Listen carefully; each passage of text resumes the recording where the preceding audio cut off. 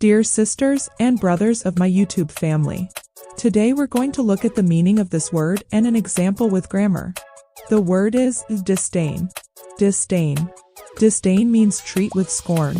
Synonyms of disdain are reject, disregard. Example. I would never intentionally wish to disdain this wealth. I would never intentionally wish to disdain this wealth. Here disdain is an verb.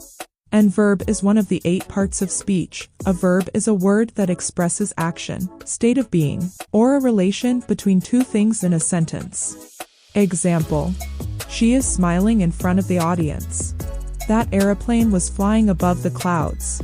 Thanks for watching. I will be back with another video. Bye!